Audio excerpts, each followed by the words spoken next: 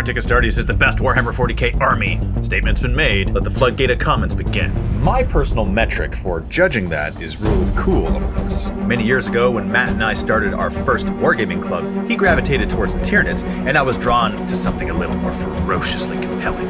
The Chaos Space Marines. Over the past 8 months, I partnered with Lazy Squire Games to create miniatures. The question they asked me was, Dave, if you could have any models you wanted, what would they be? Without hesitation, I said, I want to make my own Chaos models. But Dave, you can't do that. First off, it's GW's IP. Secondly, it wouldn't be your own thing. It would be their thing.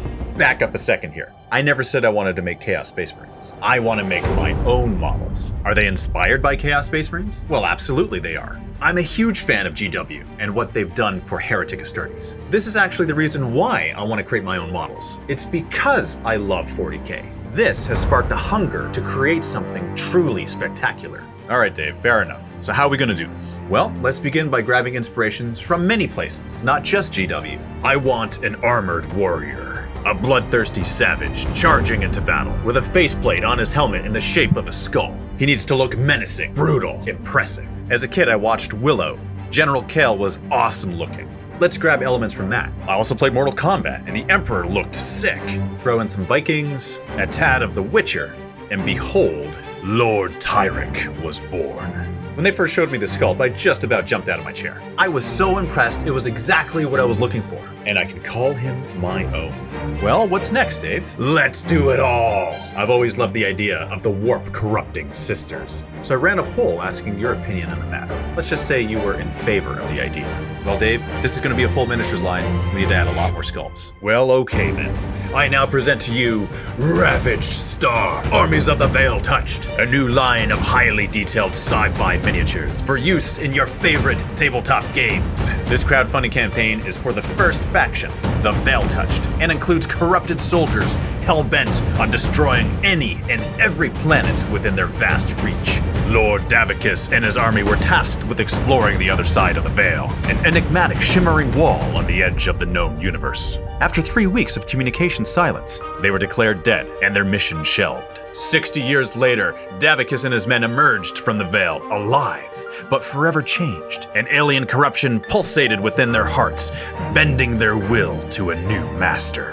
So first off, I gotta tell you, we're in pre-campaign right now. The campaign hasn't launched yet, so when you follow that link in the description, it'll bring you to the pre-campaign page, and it'll show you all of the minis that you get in the starter box. And as a bonus, if you follow the campaign page, you get a free mini with your pledge.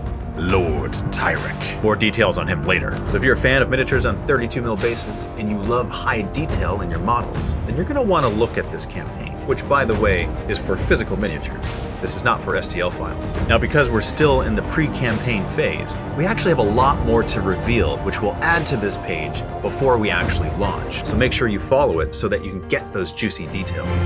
Back to Lord Tyrek, who was Davicus' childhood friend and most trusted comrade in arms. Lord Tyrek is a masterful tactician and a brutal combatant. When Davicus was tasked with exploring beyond the Veil, Tyrek did not hesitate to join him. He was at Davicus' side when they crossed that mysterious barrier, but was conspicuously absent from the ranks of the Veil Touched when they returned decades later. Tyrek is a lord unto himself, and you would very easily be able to lead an army with him in whatever tabletop wargame you choose to proxy these models in, or you can just simply choose to collect and paint them. It really doesn't matter. It's entirely up to you.